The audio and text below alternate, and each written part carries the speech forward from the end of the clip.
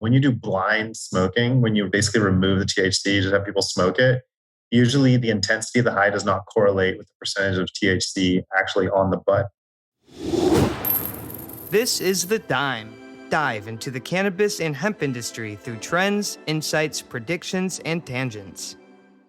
What's up, guys? Welcome back to another episode of The Dime. I'm Brian Fields, and with me, as always, is Kellen Finney. And this week, we've got a very special guest, Nate Lipton, co-founder of Canna, Grow House, and Grow Network. Nate, thanks for taking the time. How are you doing today? Doing well. I'm had my coffee, have my tea now because I'm a caffeine freak. I like to have all different variants. But yeah, feeling good. Thanks for having me on the podcast. Excited to dive in. Kellen, how are you doing?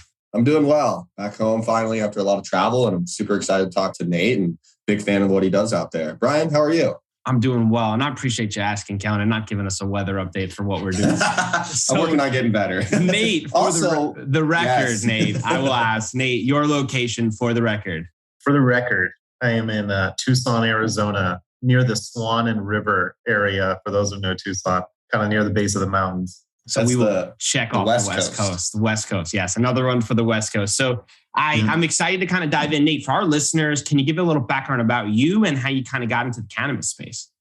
Yeah, for sure. So I've been in the cannabis space since I graduated college in 2010, working in dispensaries, cultivation, equipment used for cultivation. And, in 2011, after working for a few other companies, I started Growers House in Tucson, Arizona.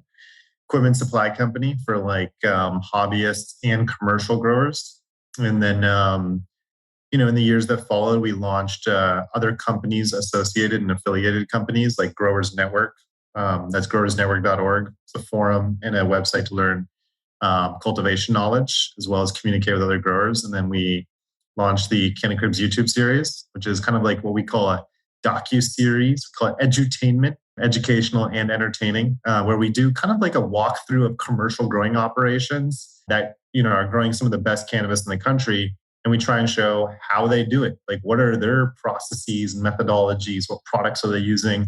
So that we can kind of make that knowledge a little more democratized and people can learn. Because, right now, I don't think people know this, but there's over 10,000 commercial licensed businesses growing cannabis. So a lot of them are new, never done this before on a legitimate level.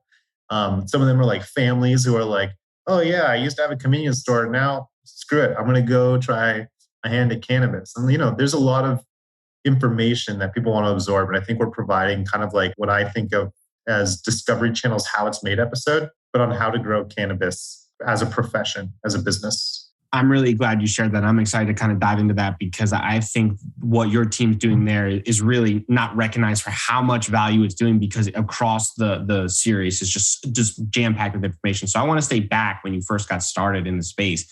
Did you always think you wanted to be in the cannabis industry? Were there hesitations to kind of dive in? Take us back to that origin days when you first wanted to get into the space.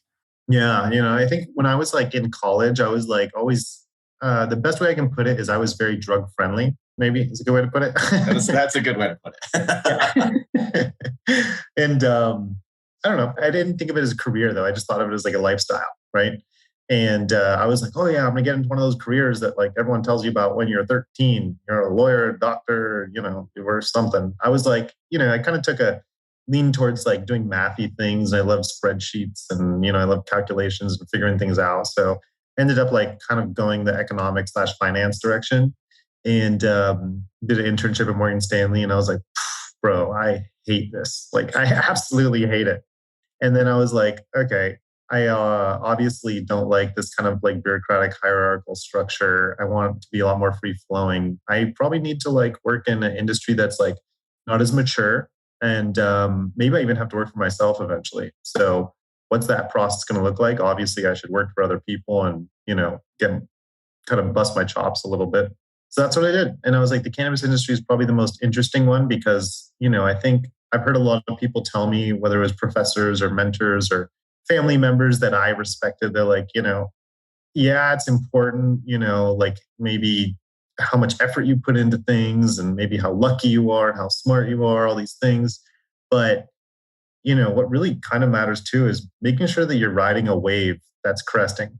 And I was cannabis seems like a wave that's cresting. So why don't I, kind of see what I can do there? And that's literally the rest is history. Got into it, never came out of it. And for me, like we even see comments on the Canna Cribs like YouTube where people are just like, man, I would love to go walk through this facility like you just did. And then I wake up in the morning, I'm like, dude, like these guys wish they could have just spent, I just spent 2 days, 12 hours a day running through this facility, filming all this stuff. But at the end of it, I'm like, man, this is really cool. Like, yeah, it was kind of tiring and kind of grueling. And maybe, it was more of like making the sausage rather than consuming it, which is a lot tastier. But man, there was like, I wake up sometimes and it's like, I almost don't even know what it would be like to work in another industry.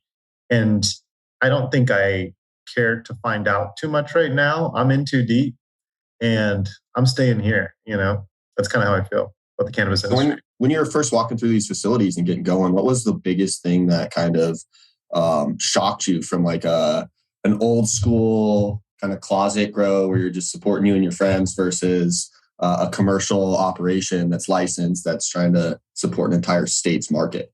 Yeah. It's funny. I was talking to someone, I was trying to give them a metaphor of like old school growers versus new school growers. And the metaphor I came up with, which I kind of liked, and maybe this will kind of get to the question a little bit, maybe it'll be a little bit deviant, but so old school growers are like, yeah, they started in their closet, then they started blowing out the garage, then they did multiple rooms, then they might take over a whole house. And they're like super crafty DIYers. They're usually super into like being on forums online or Instagram and like looking up what they can learn from other growers, trying to perfect their craft, doing a little bit of their own research and development. I would say some growers are a little bit better at doing controlled studies versus others.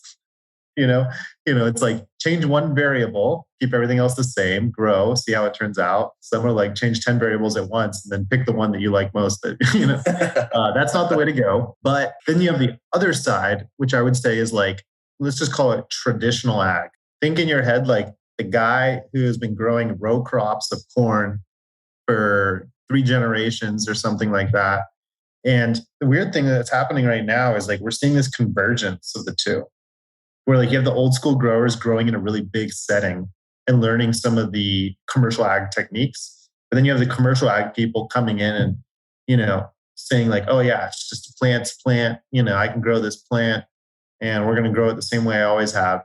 And it turns out they both have a lot to learn from each other, but they both came in not really respecting one another. Okay. But what I'm seeing now is they are a little more receptive to learning from each other. Whereas at first I felt like it was like, them really bashing heads. And it reminded me of like old school days. I'm a big snowboarder and I didn't see this as much, but I grew up watching like snowboarding and skiing documentaries. I remember seeing those old movies, like those 80s, like party, mogul skiing movies where the snowboarder would go up on the mountain. He's like that new school cat, kind of weird. And the skier would be like, dude, get off my hill, and things like that. And it's like the traditional skiing method. And then they used to like separate the mountains. You have like the skiers and the snowboarders. And that's kind of like the two different styles of growers. But now it's like they're starting to play well in the sand together. And like you go to the mountain and you see the skiers, the snowboarders, and all interacting well. And it's like you go to a cannabis conference now and it's like the lines are becoming very blurry between someone who like is a professional cannabis grower and someone who has a background, I would say, in growing cannabis in the legacy market versus someone who's came from traditional ag and now is growing cannabis. And what they're doing is they're realizing like, shit, cannabis actually is a little bit of a different plant. And there are these like small things that I really have to tweak when you're coming from the commercial ag side. And from the cannabis side, they're like, man, these commercial ag guys, they have actually learned some processes that are really efficient that I don't know why we haven't thought of it until now. We really should apply these. So it's really cool to see. And I think people should, not try and have that division of like, am I a legacy grower, am I commercial ag? As long as they don't shit on the other side, right? Just say like, cool, I learned a lot. I have a lot of skills coming with me, but I'm going to be a lifelong learner. Always try and learn from everything that I can to apply myself to grow the best cannabis possible. I think that's so really well said. And as the industry kind of matures, the trust factor is so critical, right? Because what you're able to do in small scale, when you expand out, you need extra hands and you're not going to be able to have that same artistic touch because it's not as easy to touch all the plants as some can do as they kind of scale out. So I'm curious to know from a trust standpoint, Nate, cannabis has always kind of been a little more hush-hush and a little under the radar. How are you able to cultivate those relationships with these growers to allow you to kind of come in with a camera and start filming some of these processes? So the first episode we ever filmed was at Glass House Farms with Graham Farrar and Kelly and Ash, a few other people that were out there that were business partners of his. And we got in the first episode because we were just like, hey, it's a concept. Graham, and we knew Graham from, just doing business and on the equipment side. And he was like, yeah, seems like a cool project. That's the kind of guy that Graham is. He's like down for anything. It's like, yeah, come on, bring a bunch of cameras. Yeah, I'll just let you in the facility. We'll run around. Cool. Did that. We were not efficient at all. There was like a 10-person team, which is still around 10 people. And then it took us literally 6 to 8 months to edit that episode. And then we launched it on YouTube. And we had no idea whether it was going to do well or not, and did pretty well. Picked up a lot of steam, got a lot of views, and we were like, cool. People started to take notice. People would be messaging me in the industry and be like, yo, I saw that thing that you did. That was pretty rad. And we were like, hey, we lost our ass financially on this first one, but we might be able to monetize this thing in a way we can keep it going. We could do it more often. And I ended up calling another one of our customers, which was Fat Panda up in Washington. We sell them Golden Pineapple. Yeah. So they have awesome branding. Rob is their CEO. Yeah, I walked around the facility. I spent a lot of time with Rob. I've worked with them closely when I was in Washington. I mean, so impressive. They turned that PepsiCo facility into super, super impressed with their facility up in Spokane. Yeah, Fat Panda, great brand. Rob, crazy guy. He's just a Renaissance fan, Totally. But yeah, we went up and I was like, hey, can we do this? And he has a little bit of a marketing mind, I would say, Actually, not a little bit. He has a lot of a marketing mind. And he was like, yeah, this would be great. I'm trying to build a brand. The Washington market's pretty busy. So we filmed that episode, and we what we do is how we monetize the thing. It's not a secret, and I'm not trying to hide this from anyone, but basically we go to a facility and, we ask them for just okay, what's all the kind of equipment that you're using?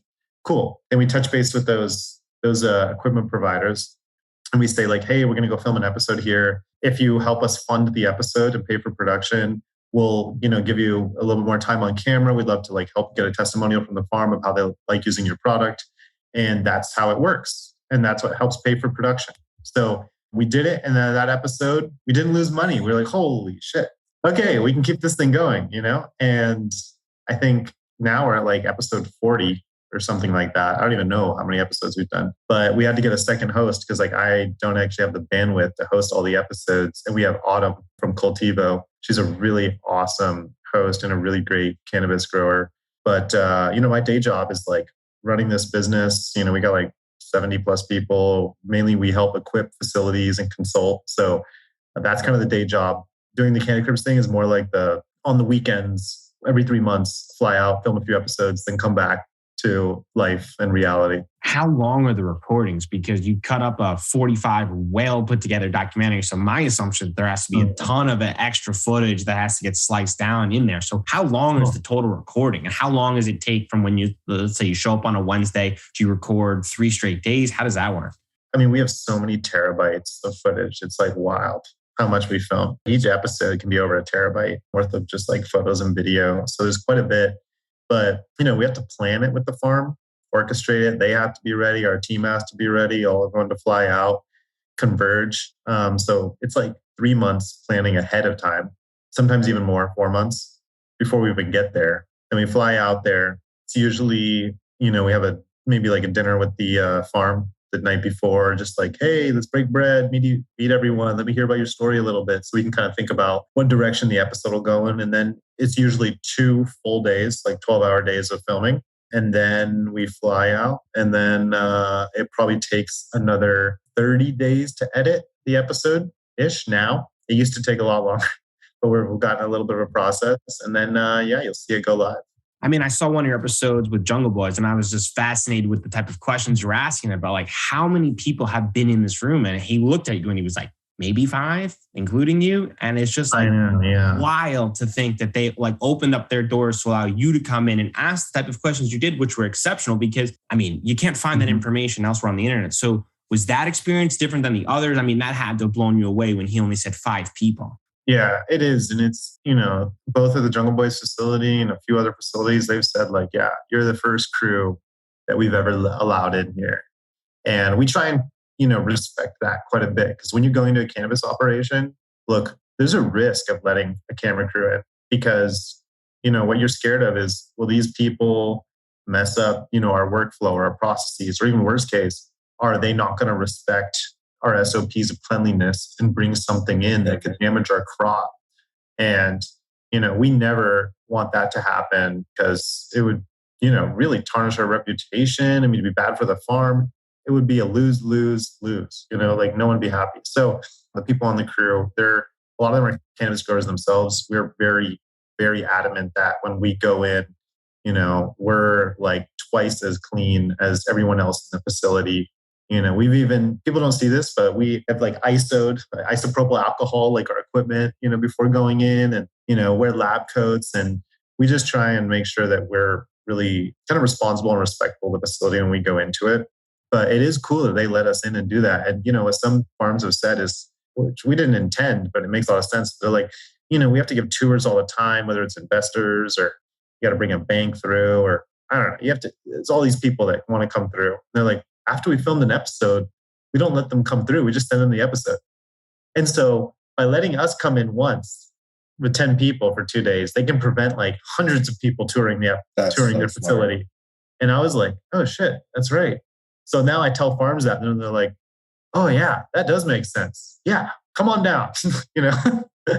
So there's these little like unintended consequences or cool outcomes that have come from it. Obviously just making friends and networking in the industry and learning some of the best practices, seeing what people are up to. I mean, that's rad. So yeah, I think it's massive for the industry. I think it's great for consumers who can get to see behind the scenes look. And for some of those operators who maybe used to not be comfortable being on camera, that's a big step forward for them to be associated, right? You're asking someone how long they've worked for some of these companies, and 10, 15, 20 years. That's a substantial career in a space that for a while wasn't so comfortable with being on camera, published on social media. Yeah, exactly. And it's cool hearing their stories too. Like almost everyone we go to, it's like you're talking to companies that are doing 7, 8, even 9 figures in business. And the guy was like, oh yeah, I started dealing when I was 13 and then I started blowing out houses. And next thing you know, I went legal and I started to get legit. And you're like, cool. Like those are rad stories to hear, rather than the guy who's like, yeah, I own 37 other companies and I allocated some equity over here and acquired my 38th. And, hope the macroeconomic environment really supports it, I feel like that's a New Yorker you had in mind from like a big suited person when you were given that kind of statement. So which one of your guests or which one of the facilities on Canna Cribs did you think one thing going in, but absolutely shocked you when you were leaving? You're like, wow, I completely misrepresented or misthought about that guest prior to going in.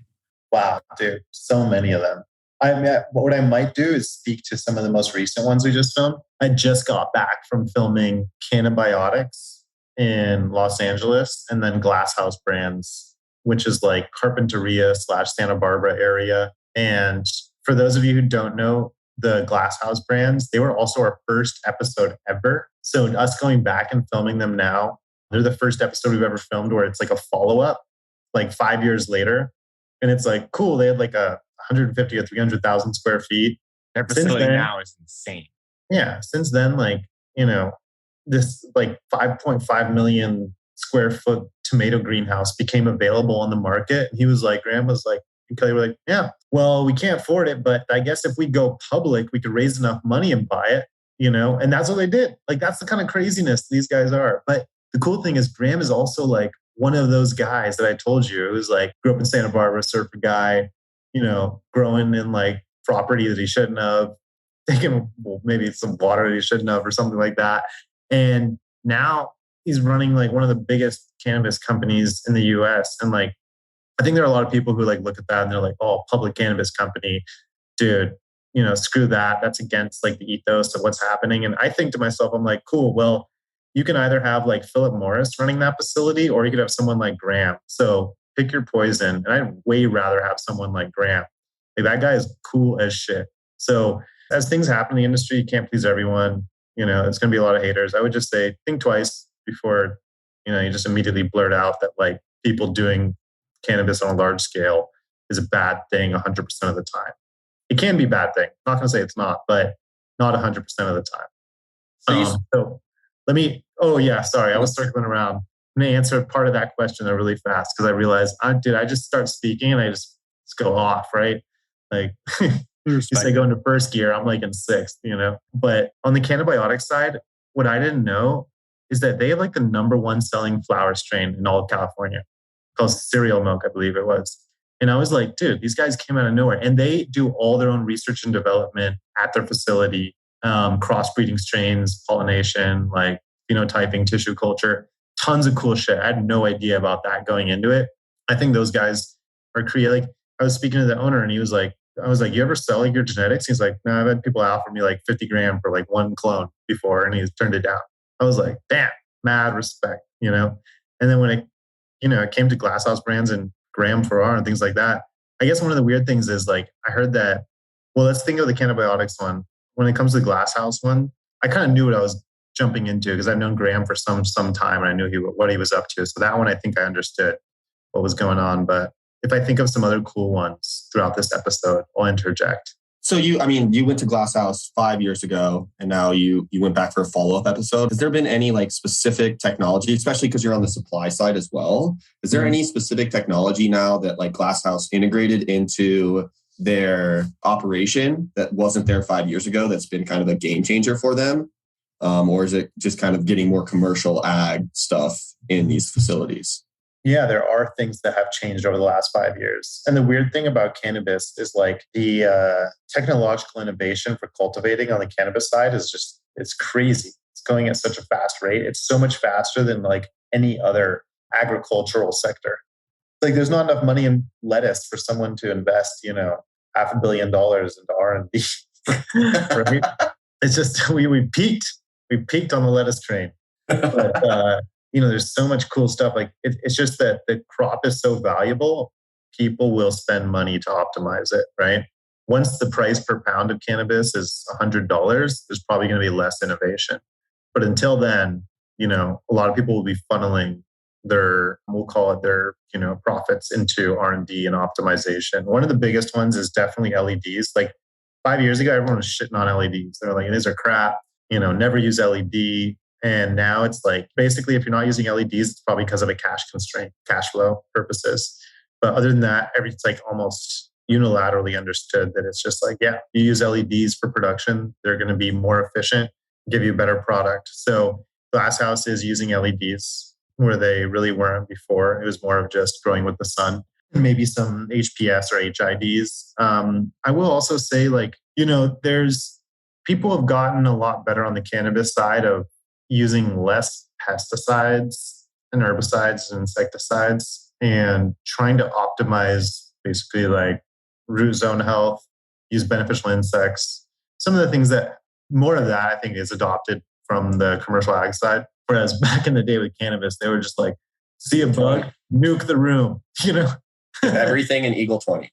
Yeah. Every clone gets dipped. Havoc, forbid, everything like that. And it's like, no, we're testing stuff now. Like, let's find a more elegant and healthy way to treat the plants. So, that's a big shift. And then I would say controls. Like now, these days, like if you don't have a controller that like pings you with a text message and an email when like any parameters out of whack, then you're doing it wrong. Like you're living in the Stone Age. So those are some of the things that I'm seeing. But other than that, still growing in cocoa, still using, what I would call elemental salts and nutrient side. And still growing plants. Do you think they're leaning on technology because of margin compression to optimize? Is it a mixture of both perspectives? Like, what do you think is leading bigger brands to make the move for advancements in technology and automation? I think it's always a question of return on investment. So, someone comes to you and says like, look, man, you spend $100 and you're going to get 300 back by implementing this in your facility. Most people are going to say yes. So they're getting 300 back because, it's a direct function of the price of cannabis though. Price of cannabis drops. Now that 3-to-1 ROI could go to 2-to-1. Or if it's a 1-to-1, now shit, we're not spending money, we're not investing in research, those types of things. But yeah, all turns out to be more ROI based, which is kind of interesting. Yeah, I mean, we're doing a lot of studies with that. Like I said, we have a consulting group, Cannabis Consulting, where we have an awesome team, 2 PhDs along with a few other guys that are wicked smart. Director of Science at Aurora, first PhD in cannabis cultivation North America, Darren on our team. Awesome dude. They've run a whole bunch of like side-by-side tests in Canada. They actually have a Canadian government licensed cannabis research facility, which you can't even have in the US, where, the Canadian government gives these different licenses out. Some are like production licenses like Aurora and Canopy have and all that. The research ones, you can grow cannabis, send it to testing labs, do a whole bunch of side-by-sides, write academic papers on it. But then at the end, you have to take the cannabis and destroy it. So you can't sell it. So we have one of those up there. And we're testing like nutrients doing side-by-sides. There's just one that we tested, the Flava nutrient additive, where it like increased the yield by 14% versus the control in a statistically significant, well done white paper that we're publishing online here on the Ventana Plant Science website. And so that's a good product. They're also running tests for a lot of other nutrient companies who are just like, there's nutrient companies who come out and they're like, cool, we work in, maybe a different like ornamental flowers, but they have something that works really well for flowers. They'll send it to these guys who will do a side-by-side on cannabis and then give them the results. And if it does have like, let's just call it desired effects on the cannabis plant, then maybe that nutrient company will then bring a product into the cannabis industry. So our team does those kind of side-by-side tests for companies. And it's cool because we glean information on what's working, what isn't. But look, there's a lot of stuff they test that literally like doesn't do anything. They tell me the majority of stuff they test just like actually is just like marketing hype, doesn't really do anything. So the cool thing is we can take some of this knowledge and obviously their academic knowledge, everything they've done, and we can implement it on the consulting side so that we make like our customers have what we think is all the best knowledge available on growing cannabis. You guys screen some of those ornamental nutrients as well for like other ingredients? Because I know within the ornamental market, they're not required to disclose all the other ingredients besides the active ingredient. So is that kind of some of the services that you provide the cultivators up there as well? I just know from experience that like some pyrethians can get in that aren't the major product, and then you get a random fail if you're in California for that kind of stuff. So are those kind of like safety measures and those kind of research projects that you guys conduct as well up in Canada? That's interesting you brought that up. All the studies that are done on the nutrients are really efficacy trials. Yeah. Rather than us operating more like, let's say, I'll call it the California Department of Farm and Agriculture, I think it is. That's exactly what it is. Yeah. Where they would be like, cool, you want to sell your product in this state? Give us your MSDS. And then, they might have the product tested themselves before they greenlight it to be used. But no, we don't do something like what the California Department of Farm and Agriculture did. But I think we could. I just don't think anyone's asked us for, they're just looking usually for more efficacy trials. Yeah, that makes sense. Yeah. See if it works. Can you expand on the differences of the two for those who might be unfamiliar with the differences in the two? Yeah, the differences between like testing for efficacy versus testing for like whether there's something harmful in the nutrient that shouldn't be like used on something that's ingested. Yeah. So like really, the efficacy trials, usually they're focused on 3 things. So they're focused on, does it increase yield or does it increase quality, which is measured usually by cannabinoids or terpenes or, things of that nature. And then, on the other side, let's say it's a nutrient, you're just trying to figure out if it's safe. You're really looking for, are there any heavy metals, in the nutrient? Are there any things that are on a list of things that are in concentrations where they would not be healthy if someone ingested either by eating a product or smoking a product that it was grown with? And even going back to those pesticides like Avid and Forbid that we were chatting about earlier, like Eagle 20, like those are for ornamentals. Those are not for crops that you're meant to like eat or smoke. Like do not use that stuff. So like they work well though. They do work extremely well. But they'll kill you if you eat it too. So like, there it is. There's the big but. Yeah, there's the big but. So don't use that stuff. But the good thing is most states right now, they do testing prior to products going on market. Yeah. So like if someone's using that stuff in your cannabis in like any legal state, you're not buying like black market weed, you can be pretty rest assured that it doesn't have that stuff in it. Agreed. But it'd be good as a grower to like not obviously use a product, go through a whole harvest, send it to a lab, find out it failed, then you just lose probably millions of dollars. So yeah, I think any product that would be used that way would get pretty bad reputation pretty quickly. Yeah, I agree. Nate, what is one fact or statistic about growing cannabis that would shock 90% of the cannabis industry? I mean, here's two things that maybe this is more market dynamic based, but I think the cost of production for cannabis, like it's going to be commoditized and it's going to be like $100 a pound in like probably 10 years, something like that. Like it's going to be a commodity just like any other thing that you grow, just like if you think about grain or strawberries. People are buying futures on cannabis and, things like that. And another thing that I think in the market, like I don't see in the next 10 years, there's going to be any interstate commerce of cannabis, even if it goes federally legal. None? You don't see any? I don't think that's going to happen. I think there might be like 3 states that would allow exportation, maybe importation, but the other like 47 states will be like, nah, we're not allowing that because they've already built cannabis commissions to regulate the industry within their state, and they get a lot of tax revenue and jobs from it. And as soon as you allow things to cross state borders, at least in a wholesale way, I don't mean like, oh yeah, you buy a joint in Cali and you drive to Arizona and it's like all of a sudden, you have the DEA rating you or something. But what I mean is like, I don't think there's going to be like a dispensary in Cali who wholesales 100 pounds to a dispensary in Arizona. That, for example, is what I don't think is going to happen because, Cali would have a pretty big advantage on growing cannabis over Arizona. And Arizona would see their cannabis market dry up pretty quickly, which would be a big hit to their tax revenue. So every rep and senator who wants to protect, their budget would vote against that. What about states like New York that maybe don't have optimal growing conditions that have a big appetite for cannabis? What do you think will happen there from, let's say, a price standpoint? If California can grow it at a really low level, New York is nobody wants it'll be a little bit more in New York. And, it'll take a little bit more to grow. You'll have to grow in greenhouses to grow year round versus some other places where you can. So price will be a little bit higher and you'll employ more people. Yeah. Good old money, right? Influences a lot of decisions. It does. Yeah. But maybe going down to like, I'm trying to think, most of the stuff, like when it actually comes to like the biology of the plant and growing cannabis, I would say this actually. So 2 things that I think. One, THC and any cannabinoid testing is pretty imperfect. So like if you're like buying something that's 25%, like you could test parts of that same plant that would register like probably 30% and some that would register like 18%. Yeah.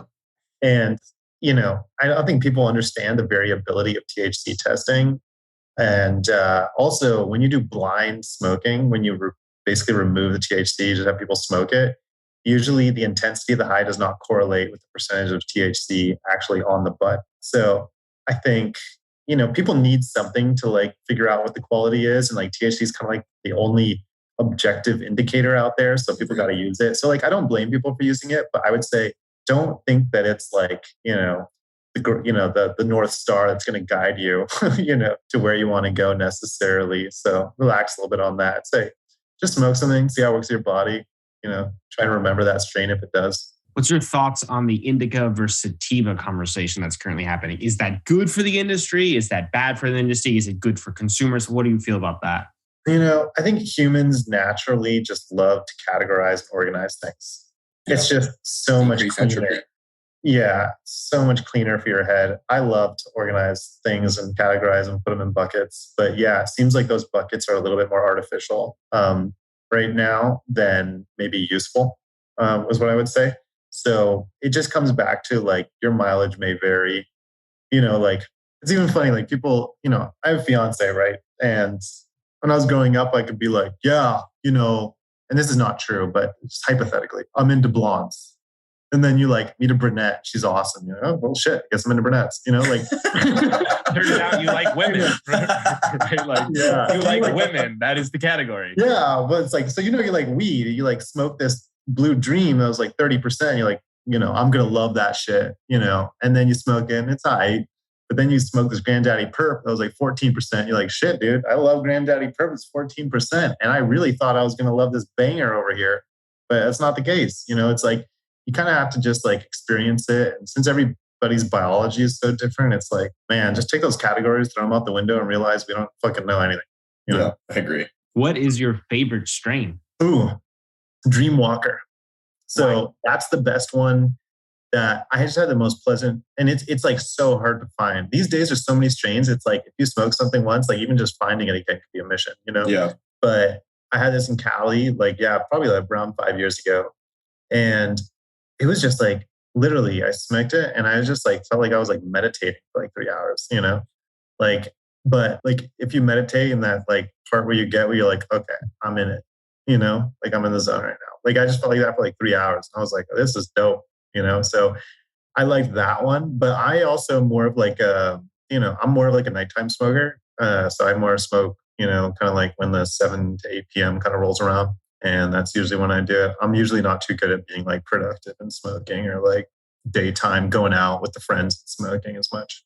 Yeah. I mean, I go out, but I just don't talk, Yeah. No, it's yeah. And I, obviously you can tell, like I talk a fair amount. So when I smoke, I kind of slow down a little bit. Same. People are like, what's wrong with you? Yeah. People who know me. I'm like, oh, good, dude. Just super high in the corner, like smiling. Yeah. Like, I'm totally fine. Just leave We're me going to alone. go get some food. Yeah. I'm a big foodie too. So. Who is an under the radar grower, brand, or strain that you think will explode over the next 2 years? Dude, grower, my man Miles Sadowski. I got to give that guy a shout out. I love that guy to death.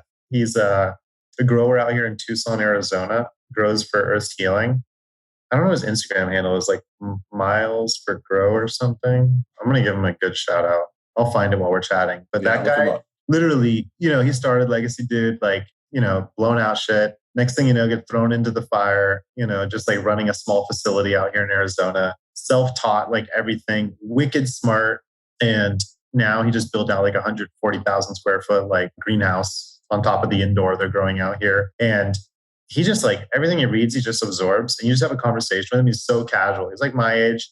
We both DJ and like hang out together just casually. But that guy is like, he's one of those guys that like is so humble. And then you have a conversation with him and he just like blows your mind. Right? So I love Miles. I think he'll be doing big things in the future. He's just had 2 kids though, so he's probably pretty busy.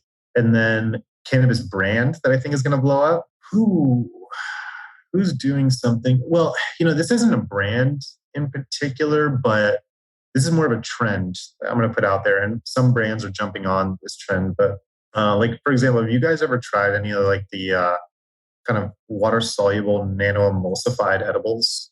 Yes. Yeah. Maybe. I've eaten so many of them at this point now. Maybe like I just pop them in as soon as I get them. So those are becoming more and more popular. And what I do see in the future, I think, if I were to like guess, is like I've seen some sodas come out where they're like trying to be like the alternative to White Claw, where it's like, it comes on in 15 minutes and it's done in like an hour and a half.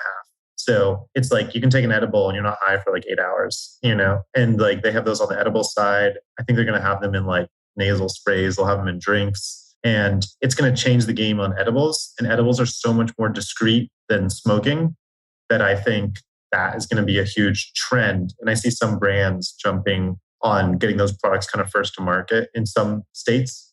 How would you know that those are that? Are they labeled on the product, or are they just described a different way? Yeah, they usually are labeled that way. Yeah. But if you like if you're like in a recreational or medical market, you walk in the dispensary, or you just call them and be like, hey, do you have any like fast acting or nano emulsified product? They'll tell you. Or if they have no idea what you're talking about, they probably don't. So but I know like usually it says like nano emulsified or fast acting or something like that. Like I think Wana gummies. Yeah, Wana Quick, I think they call them. Yeah. So they came out with some. Planet 13 had their high drink that was kind of like the White Claw type thing. Yeah. Yeah. So there's a company called Source, SORSE, that makes that product. It's like the input that a lot of people would be licensing to put in that stuff. So if you're a cannabis brand and you want to do it, hit up Source. Shout out Joe. Joe. I do not get paid for this. I don't even know who runs the company. Like we're gonna send Joe at Source an invoice after this for sponsoring. Gotta love Joe. Cool. That sounds good. Yeah, give me $5 too for a drink. Right. What is one takeaway you found through your experience that most growers or facilities are overlooking? I think there's a In California, not so much, but I think in a lot of other states, they're not doing testing in their plants for certain viruses. Hop latent viroid is probably the most well-known and popular one. And what happens when you have plants, and the plants can have like varying degrees of HLV. So it's not like, you know, it's not binary. It's not like you have it or you don't. It's like your plant can be kind of infected, medium infected, or super infected. But what can happen is if it's just barely infected, you're just like, man, my yields are going down a little bit and my testing results on the cannabinoid side are going down. And like that's one of the indicators that you could have HLV along with a few other kind of morphological things in the plant. But I think there's a lot more people who are growing who have HLV in their gardens who don't know they have it and are having like issues where like, their yield is just slowly going down over time. And they're like, oh, I got to switch my mom's out. Oh, I got to switch the lighting. I got to switch the nutrients. My light, there's something weird happening. And it's just like HLV. You got to get your plants tested, take some plant tissue, get it tested, figure out if you have it. And, the problem is that like, the good thing is plants don't really pass it from like just hanging out in the same room. It's kind of like AIDS. You have to like pass it via like, tissue or like blood, things like that. But usually how people get it is like cutting clones. You'll cut one from one mother and it's on your blade. And then you cut another one from another mother. And now you just transferred it to that clone from one mother to another. Okay. They've even found out that it can transfer like through seeds. So you can have a seed that has HLV right out of the gate. So you should still be testing things like that. But that's one thing you should definitely watch out for, I'd say. That's a good one. Since you've been in the cannabinoid industry, what has been the biggest misconception? Maybe that everyone's just killing it, like rolling in money every night. Like, I think a lot of people assume that. I think there was like a study that came out that was like 2/3 of like cannabis businesses that have opened within the last 5 years are still not profitable. Yeah. Yeah. And, just because it's got the allure, like this black market appeal where you're just like, Pablo Escobar, your money, it's like, it's not like that. It's just another business. And honestly, there's not a lot of great guidelines on how to run the business well. That's why there are a lot of consulting groups like ours who try and take some best practices and apply them to different people, help them out, become successful faster, like learn from other people's mistakes, not your own. But yeah, man, it's a new industry. People are still trying to pave the way. I would say the road to success right now is still like a muddy trench. Yeah. It's not like a well-paved road, So that's a big one. Yeah. Before we do predictions, we ask all of our guests, if you could sum up your experience in a main takeaway or lesson learned to pass on to the next generation, what would it be? A little bit of putting yourself outside of your comfort zone and just trying to start at the bottom if you really want to be somewhere, but make it known that you want to learn and you want to grow. Don't assume that other people are going to know that and that they're just going to like throw you on the back of their coattails and take you with them. Like say like, look, down and put in the work, but I want to be constantly progressing and getting better. And I'm willing to put myself outside of my comfort zone to do that. And look for, I think the most learning I've done in this industry or just in my professional life have been the days that have been really hard and really shitty. Those are definitely the ones that provided the most growth for me. The days that go really well are nice to have, but if you just have those days, you're going to have a false sense that you're actually good at something because you're probably not. You're just like misattributing the fact that everything is going well to it being something that you brought about. I mean, humans just fucking, I'm telling you, man, I don't even know if I can swear here, but I'll just, yeah. You let it out. Yeah. Just okay. Well, I'll start it over because humans, have a natural inclination to just have good days and bad days and just find your own way to weather the bad days because then the good ones will come and you're going to be a stronger person for it. Probably something related to that. It's really well said. Thanks. All right, prediction time. Nate, okay. It's 2028. When you walk into a dispensary to buy flower, what characteristics will help consumers select the product of their choice?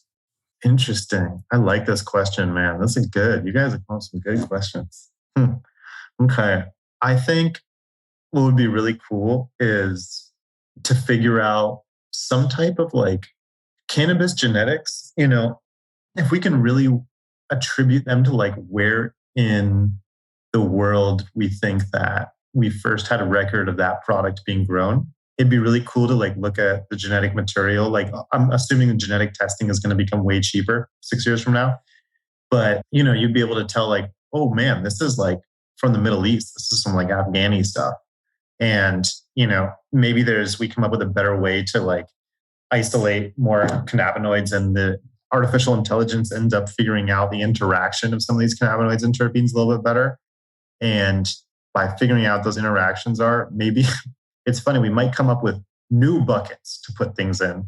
And I almost think of it like the Myers-Briggs test. There's like INTJ and all of those kind of things. There's all these like 16 buckets that, you can put things in. Like with cannabis, I think we might end up coming up with our own buckets that we make based off of kind of AI figuring out actually, let me see, you have a background in biology. So let's see, what would we call that? The interplay between multiple variables. Polypharma. Okay. Yes. Right. So currently it's only single APIs. Is how the pharmaceutical industry treats diseases. And that's why like Marinol and Syntax, which is just THC molecule, that's why they never really took off with like chemotherapy as a treatment, because there's that missing variable besides just THC. So like if you ever eat Marinol, you feel really weird. If you eat an edible that's just distillate, it's not the same as smoking flower at all, which is why wild gummies have just exploded across the entire nation, is because they're capturing the full spectrum. So they're including all of these other phytochemicals that are in the plant into their gummies, right? Exactly. So that's exactly it. Yeah. And so it'd be cool if we could like find these like categorizations of buckets that we find like certain interactions work certain ways. And these are buckets that we like don't even know what they are right now. Yeah. Let's say, and then we put them in there. That's what I think the future might look like. No, and I think you're completely right. And there's an organization called the CESC, the Clinical Endocannabinoid Science Consortium. And what they're doing is going through and trying to tie specific terpenes and cannabinoids, right? So like type 1, type 2, type 3, type 1 being THC heavy, type 2 being THC and CBD, then type 3 just being CBD dominant. They're trying to tie those three types with specific terpenes to like a cause and effect situation. And they're on the brink of publishing all this data. So I don't really want to kind of like do a spoiler alert and take their thunder from. But there's come up with some really, really astounding results and some really, really cool correlations. They ran a massive dosing project, is what it's called, out in California, where they had all of these consumers. It's called an objective study. It's not a clinical trial, right? Because everyone is willingly participating and willingly giving the information, right? And so they took all this data from the dosing analysis, says like, hey, I tried this strain, and they know that this strain has these terpenes and these cannabinoids. And then they try to do like a cause and effect situation. And they took these massive data sets for the whole entire like California consumer market.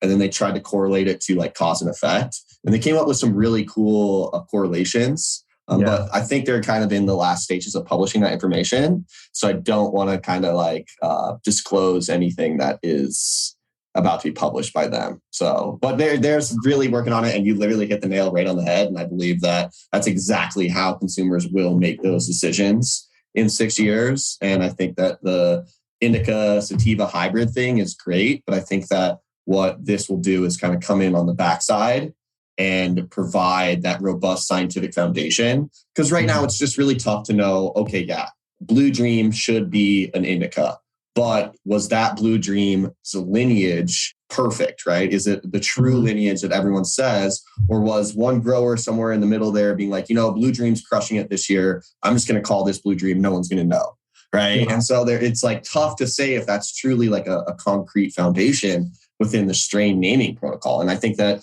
as the industry matures more and more science gets involved, this kind of foundation will actually help us sort out those kind of categories that we've grouped them in.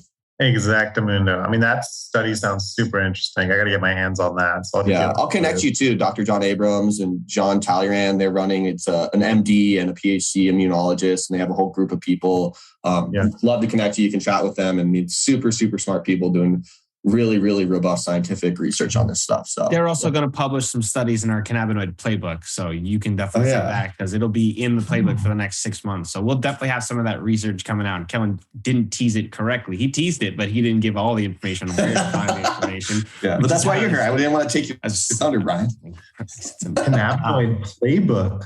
Yeah, we'll play this. So I agree. I think the effects is definitely where we're going to go. And we definitely need the science background to kind of validate that, because if you're looking to take a creative product, let's say during the day to spark, some breakthroughs and some of the challenges you're having, and then you have like one of those heavy products that put you to sleep, it's not going to work, right? And even more so if you give it to a more inexperienced consumer who's more hesitant to try and say, hey, like this is a more uplifting feeling, and then they experience it and it puts them into the couch and they don't like it, they might be perturbed to not try again. And I think we really need to find that balance between scientific information to kind of validate some of these claims, and also communicating to consumers when they walk into a dispensary for the first time, so they're not overwhelmed. Because like for me, I've only been into a large handful of dispensaries since I'm locked into New York here. And when you go into some of these Cali, these Washington dispensaries, there's hundreds of products. And it's like, this is almost overwhelming. I want to buy all of these, but I also want to try new products, and I'm unsure where even to start. So I would imagine some other people who have that inexperience might have that same feeling when they walk into these dispensaries for the first time. Yeah. And one of the interesting things that just kind of occurred in my head, but it's like, we have such a, like right now, like I would say a little bit of like a curiosity in really figuring out like what cannabis does what, and like what types of cannabis do, have certain, effects or things like that. But then I was thinking about like beer, and I'm like, man, I drink like a Pilsner or drink like an IPA, and I actually have like a pretty different effect from those two. And I don't think it's just the alcohol content. I think there's actually more going on. Because it's like wine drunk, right? Like you get wine drunk versus beer drunk versus like, I was in grad school and I was sitting with my professor, and he was like, you go to a party where there's a keg. The vibe is way different. Everyone's like smiling, giggling, whatever. You go to a party where everyone's just taking vodka shots, completely different vibe. And like he's saying that he was attributing it to the terpenes. And this was like way before cannabis was legal or anything like that. And he's a big beer brewer. And I think that also is why you saw this huge influx of microbrews in the last like 15 years, because they're increasing those terpene content, and like brewing beer has truly become a really intense like scientific process for these microbreweries.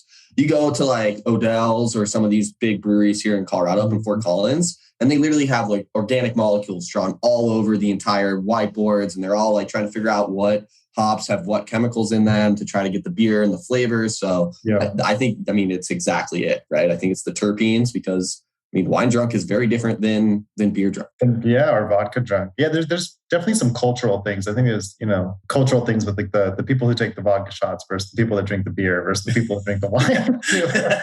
There's probably some, multivariate analysis needs to be done on that. Exactly. The interesting thing is like, we're going after understanding cannabis like so much more intensely than understanding beer. Like even though the beer people are super into it, they're just like, oh yeah, make a beer, tastes great. And they're more about taste and then like ABV, right?